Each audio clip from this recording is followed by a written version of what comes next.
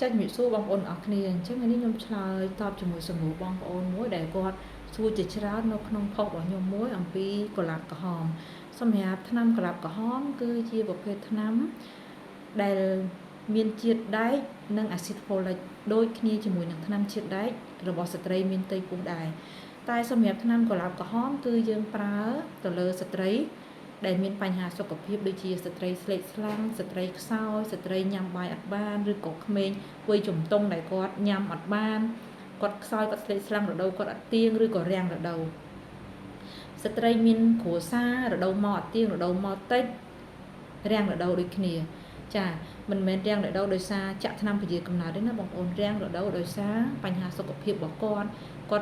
សម្រាប់អត់សូវបានគាត់អីផ្សេងហ្នឹងអាចធ្វើឲ្យយើងមានការរាំងរដូវដែរមួយទៀតគឺសម្រាប់ព្យាបាលស្ត្រីដែល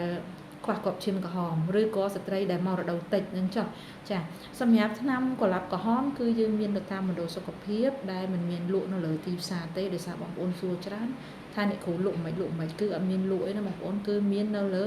តែមណ្ឌលសុខភាពចាហើយមួយទៀតមណ្ឌលសុខភាពខ្លះក៏គាត់មានដែរអញ្ចឹងវាមិនមែនមានទូទាំងប្រទេសទេណាបងប្អូនចាកន្លែងខ្លះក៏អត់មានដែរតែនៅខ្ញុំនេះវិស័យនោះនេះឃើញថាមានកុលាបក្រហមមានចូលប្រហែលជាតាមខ្ញុំដឹងប្រហែលជាមួយឆ្នាំជាងហើយបងប្អូនណាចាដោយសារឃើញខាងឃ្លាំងគាត់បើកជូនស្ត្រីអញ្ចឹងណាចាហើយមួយទៀតគឺថាសម្រាប់ថ្នាំកុលាបក្រហមហ្នឹងយើងអាចប្រើជំនួសថ្នាំជាតិដែកពេលដែលមានផ្ទៃពោះបានអត់ចាដោយសារសំណួរនេះច្រើនទៅលើថ្នាំជាតិដែកនិងថ្នាំកុលាបក្រហមស្ត្រីមានផ្ទៃពោះគឺយើងឲ្យជាតិដែកចំនួន90គ្រាប់ក្នុងកំឡុងពេលពោះបើសិនបើស្ត្រីភ្លេចស្លាំងគឺយើងបន្ថែមទៅលើថ្នាំជាតិដែកនឹងបន្ថែមទៀតគឺយើងអត់បន្ថែមជាមួយនឹងអាស៊ីតអូសំតូអត់ថែមជាមួយនឹងកុលាបក្រហមជូនស្ត្រីទេដោយសារអីកុលាបក្រហមគឺមានដែកអាស៊ីតហ្វូលិកដូចគ្នាប៉ុន្តែវាមានចំនួនតែ4គ្រាប់ទេដែលយើងអាចញ៉ាំបានតែមួយខែក្នុងមួយបន្ទះហ្នឹងមានន័យថាមួយអាទិត្យមួយគ្រាប់តែសម្រាប់ជាតិដែកអាស៊ីតហ្វូលិកដែលផ្ដល់ឲ្យស្ត្រីមានផ្ទៃពោះនិងស្ត្រីក្រោយសម្រាលគឺយើងឲ្យរហូតដល់90គ្រាប់ឬលើសពី90គ្រាប់ទៀតដោយសារអីជាតិដែកអាស៊ីតហ្វូលិកគឺជួយឲ្យសុខភាពម្ដាយល្អកាត់បន្ថយភាពសេកស្លាំងជួយឲ្យទារកក្នុងផ្ទៃលូតលាស់ល្អទប់ស្កាត់បញ្ហាភាពមិនប្រក្រតីពីកំណើតឆែបមាត់ឆែបបេះដូងចំហអីហ្នឹងឬក៏បញ្ហាឆ្អឹងខ្នងពោះឆ្អឹងខ្នងអញ្ចឹងគឺយើងផ្ដល់ជូនស្ត្រីដើម្បីបំពេញនៅអវយវៈផ្សេងរបស់ទារក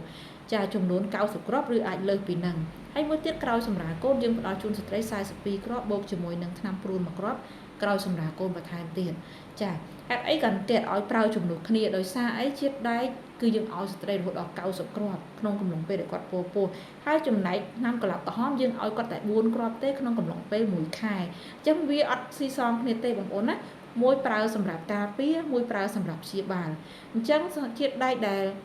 យើងផ្ដល់ឲ្យស្ត្រីពេលពោះគឺវាចាំបាច់ជាងគឺវាសំខាន់ជាងមិនថាម្ដាយឬក៏ទារកក្នុងផ្ទៃទេគឺយើងផ្ដោតទៅលើអ្នកទាំងពីរបើយើងឲ្យចំនួនតិចគឺអត់គ្រប់ក្នុងការពារទារកក្នុងផ្ទៃទេចាផ្ដោតទៅលើថ្នាំកុលាបក្រហមវិញកុលាបក្រហមគឺយើងផ្ដល់ដល់ស្ត្រីវ័យជំទង់មានដៃគូស្ត្រីដែលខ្សោយស្លេកស្លាំងហូបអត់បានអីហ្នឹងដែលគាត់ខ្សោយខ្វះគ្រាប់ឈាមក្រហមអីយើងផ្ដល់ទៅលើគាត់បានចាយើងផ្ដល់ឲ្យគាត់ក្នុងមួយខែ4គ្រាប់មួយគ្រាប់មួយអាទិត្យចាហើយសួរថាមានលក់អត់គឺអត់មានទេបងប្អូនមាននៅតាមមណ្ឌលសុខភាពអញ្ចឹងបងប្អូនខ្ញុំជឿថាបងប្អូនអាចនឹងស្វែងយល់បន្ថែមទៀតអំពីកុលាបក្រហមនេះចាហើយមួយទៀតតកតងជាមួយនឹងស្ត្រីក្រោយសម្រាលកូនអត់ទាន់មករដូវញ៉ាំកុលាបក្រហមបានអត់ចាញ៉ាំបានប៉ុន្តែចង់និយាយទៅលើបន្តិចក្រោយសម្រាលកូនគឺយើងអត់អាចកំណត់ថាស្ត្រីរយៈពេលប្រហែលខែទើបស្ត្រីអាចនឹងមករដូវវិញទេបងប្អូនណាអញ្ចឹងយើងព្យាយាមញ៉ាំបន្លែញ៉ាំផ្លែឈើឲ្យបានសពគ្រប់ទៅកុំតមពេកពេលដែលយើងញ៉ាំសពគ្រប់ហើយរដូវស្ត្រីអាចនឹងមកលឿនប៉ុន្តែនេះជាការថែទាំក្រោយសម្រាលកូនទេបើសួរថារដូវនឹងត្រូវមកពេលណាគឺយើងអាចកំណត់ដូចគ្នាគ្រាន់តែជាប័ណ្ណពិសោធន៍ស្ត្រីដែលបៅដល់កូនអាចយូរមករដូវចាតែស្ត្រីដែលបៅកូដោះកូនដោយទឹកដោះគោអីហ្នឹងគឺគាត់រៀងឆាប់មករដូវដែរចាអាហ្នឹងជាប័ណ្ណពិសោធន៍ទេបងប្អូនបើថាឲ្យជាប្រូតូកូល 100% ហ្មងគឺมันមានទេអញ្ចឹងសម្រាប់ការឆ្លើយសំណួររបស់ខ្ញុំគឺមានតែប៉ុណ្ណឹងបើសិនបងប្អូន គិតថាល្អអាច share ចែករំលែកបានអរគុណច្រើនជំរាបលា